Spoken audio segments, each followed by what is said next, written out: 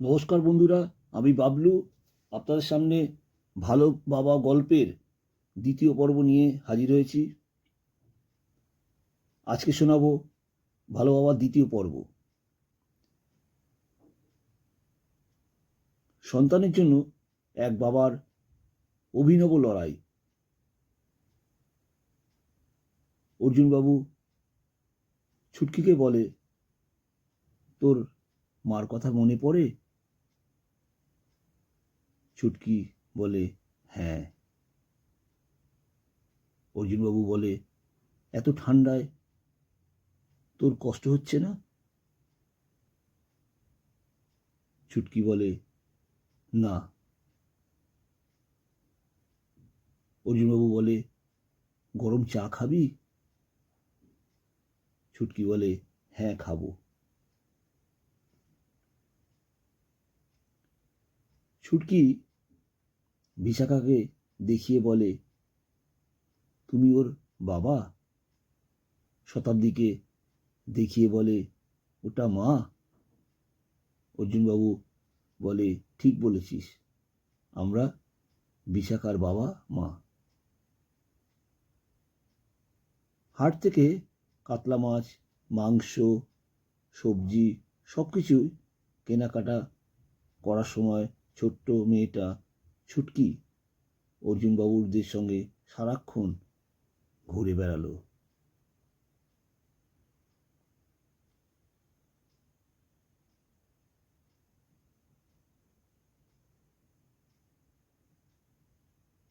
অর্জুনবাবুর স্ত্রী শতাব্দী বলে, হ্যাঁ রে মেয়ে, আমাদের ঘরটা চিনিস? ছুটকি বলে, ওই দাদুর বাড়িতে এসেছো, আমি জানি। পিউমাসি তোমাদের রান্না করে দেয়। শতাব্দী বলে, পিউকে তুই চিনিস? ছুটকি বলে, মাঝে মাঝে আমাকে ডেকে খেতে দেয়। শতাব্দী চুপ হয়ে যায়, বলে, তাহলে চল, দুপুরে আমাদের সঙ্গে খাবি। ছুটকি অর্জুনবাবুর মেয়ে বিশাখার ছায়াসঙ্গী হয়ে সারাদিন কাটিয়ে দেয়। শতাব্দী বিশাখার জন্য সঙ্গে একটা বেশি আনা সোয়েটার ছুটকিকে পরিয়ে দেয়। সারাটা দিন দুটো বাচ্চা পুতুল খেলা, দৌড়াদৌড়ি করতে করতে কাটে। শতাব্দী গোপাল ঠাকুরকে পুজো দিচ্ছিল।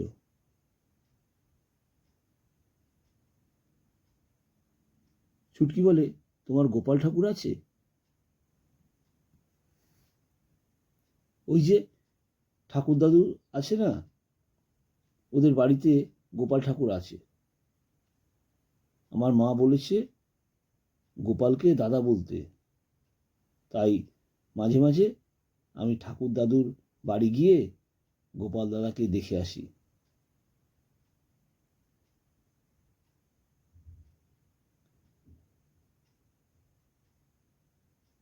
ঠাকুর দিদা বলে, ও গোপাল, তোকে তোর বোন দেখতে এসেছে।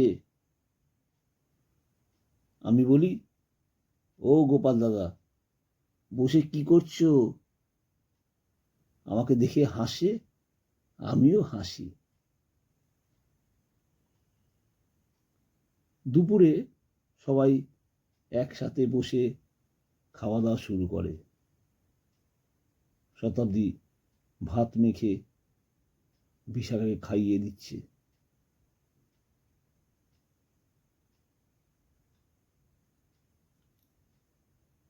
সবাই গল্প করছে। হঠাৎ শতাব্দীর চোখ যায় ছুটকির দিকে। শতাব্দী বলে, কিরে, খাচ্ছিস না কেন?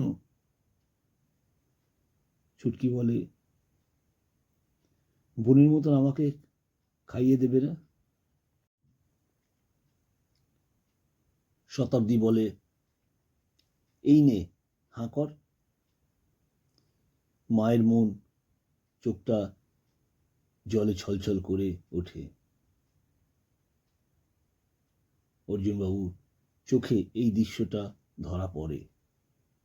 বিকালে সন্ধে হতে চলেছে, কিন্তু ছুটকি ঘর থেকে যাবার কথা বলে না। অর্জুনবাবু ছুটকিকে বলে, এখানে রাতে থাকবি?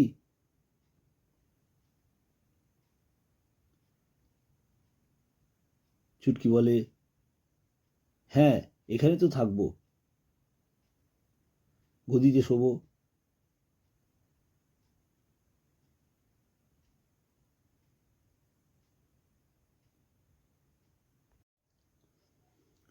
অর্জুনবাবু বলে, তা বেশ, না হয় থাকবি, কিন্তু তোর মতো সুন্দর একটা মেয়ে নামটা সুন্দর না হয়ে একটা পচা নাম ছুটকি, এই নাম থাকলে সারা জীবন তুই বড় হতে পারবি না। ছুটকি বলে, আমার একটা ভালো নাম আছে জানো।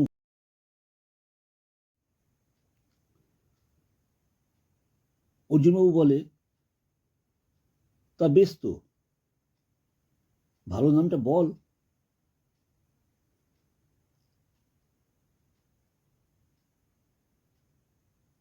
ছুটকি বলে, আমার নাম সহেলি মাহাতো।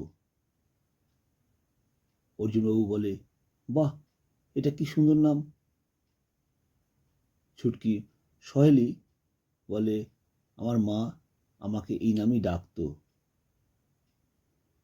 সহেলি, ও সহেলি, ঘুম থেকে ওঠ মা। অর্জুনবাবু বলে, তোর মা কি করতো?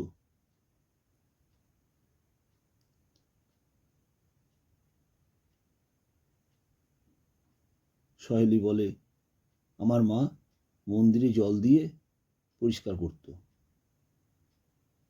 আমাকে বলতো, মন্দিরে নোংরা পায়ে ঢুকবি না, শিব ঠাকুর বাবা রাগ করবে।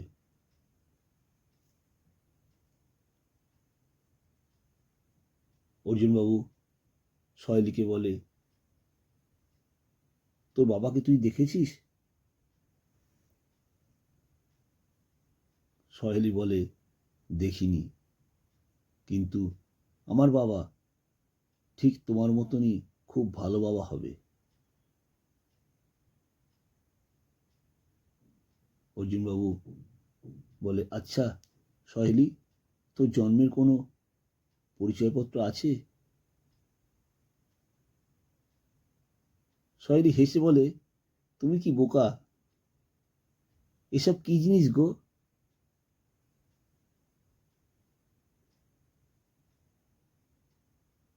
আজ সারা রাতটা অর্জুনবাবু ও শতাব্দীর ঘুম আসেনি। অর্জুনবাবু বলে, সহেলির ভবিষ্যৎ কি হবে? এটুকু বাচ্চা কি বা করবে? হয়তো কোনো বড়লোকেকে নিয়ে গিয়ে বাড়িতে কাজ করাবে। কিন্তু শতাব্দী, তুমি আমার কথা লিখে রাখো, এই সহেলি একদিন আর 10টা মানুষের চেয়ে আলাদা পরিচয় তৈরি করবে।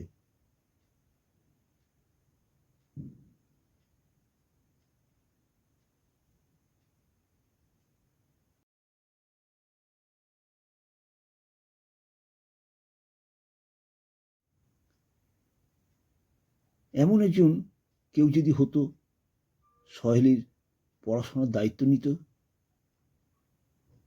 অর্জুনবাবু কিছুক্ষণ চুপ করে যায়।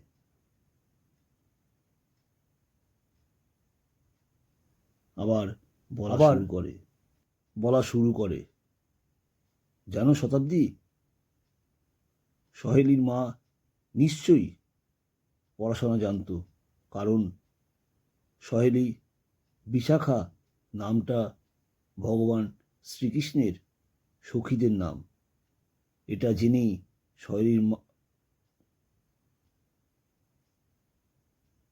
সহেলির নামটা লিখেছে। পরের দিন সকালে অর্জুনবাবুরা পরোটার দোকানে টিফিন করতে গেলে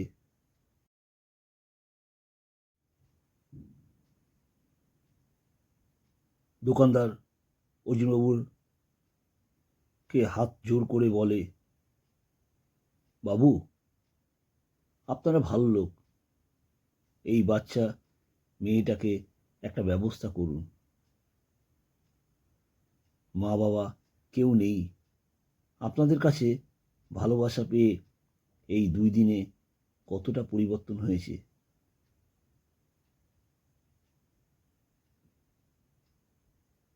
অর্জুনবাবুর বন্ধু রজতবাবুকে বলে,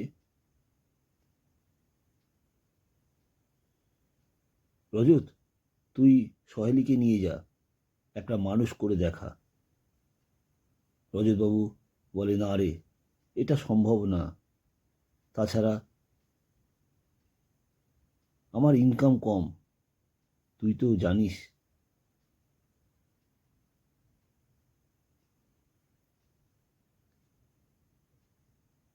অর্জুনবাবু বলে, আমার অবস্থা তো তুই জানিস, সংসারের খরচ দিন দিন বেড়ে চলেছে, এদিকে ইনকাম তলানিতে এসেই ঠেকেছে। আমিও সাহস পাচ্ছি না।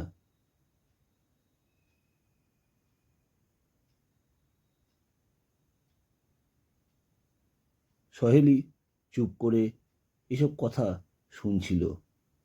হয়তো সংসারের এত কঠিন সব ভাষা কিছুই বুঝতে না পেরে বলে, মন্দিরে যাবে না? অর্জুনবাবু বন্ধু রজতবাবুকে বলে, আজকে তোরা বাজার কর, আমরা সহেলির সঙ্গে মন্দির হয়ে ঘরে চলে যাব।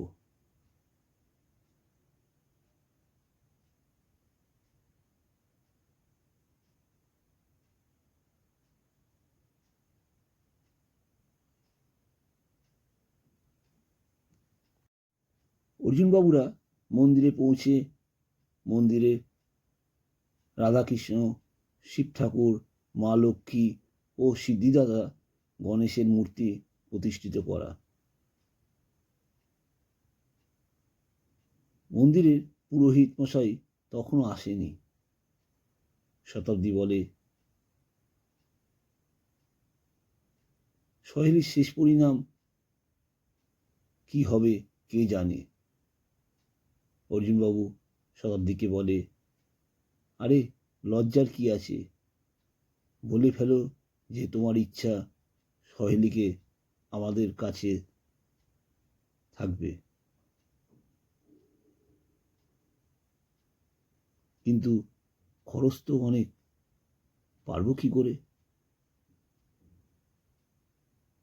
শতাব্দী বলে, হে প্রভু, এই শিশুটার এই দুনিয়ায় তুমি ছাড়া কেউ নেই, তুমি বিচার করো।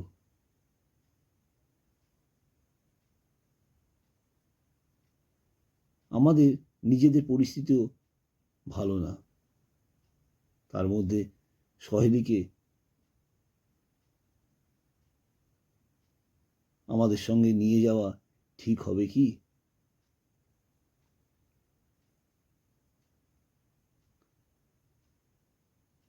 কথা শেষ হতে না হতে হঠাৎ জোরে একটা হাওয়া মন্দিরে প্রবেশ করে।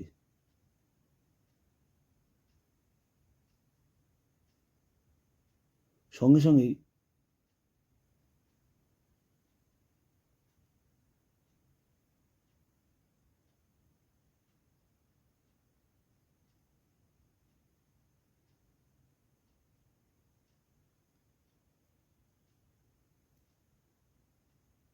নমস্কার, পরবর্তী অংশ আপনাদের আগামীকাল শোনাবো।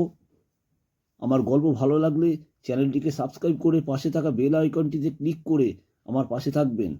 আপনাদের একটা লাইক, কমেন্টস, শেয়ার আমার নতুন গল্প লিখতে অনুপ্রাণিত করবে। নমস্কার।